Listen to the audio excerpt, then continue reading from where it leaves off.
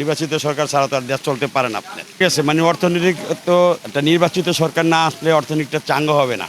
তো মানে আপনি যে মানে 5 তারিখের পরে যে অর্থনৈতিক চাপটা পড়ছে, অর্থনৈতিকের জন্য আমাদের এদিকে কাস্টমার একটু কম আসে।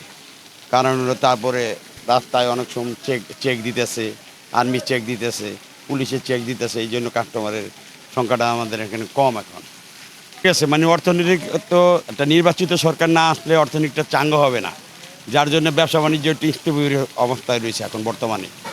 সে সফলই এখন, এবং যে সামনে যদি নির্বাচন হয় তারপরে সবাই বিনিয়োগ করবে, অর্থনৈতিক চাঙ্গা হবে, মানুষের কাছে টাকা পয়সা আসবে, তখন হয়তো কাস্টমারের আশায় আমরা আসি যে আমাদের ব্যবসা বাণিজ্য আরও ভালো হবে।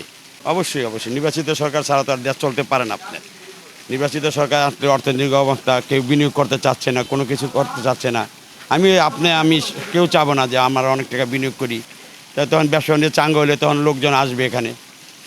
অবশ্যই আমরা বর্তমানে ক্ষতির সম্মুখীন হচ্ছি। আইন শৃঙ্খলা অবস্থা আমাদের এখানে ভালো, এরকম কোনো অঘটন বা কোনো কিছু নেই। দু একটা অ্যাক্সিডেন্ট হয়তো হাইওয়ে রোডেতে হয়, আমাদের এখানে কোনো অপ্রীতিকর কোনো ঘটনা ঘটে নাই। সাবস্ক্রাইব করে সংযুক্তের সঙ্গে থাকুন।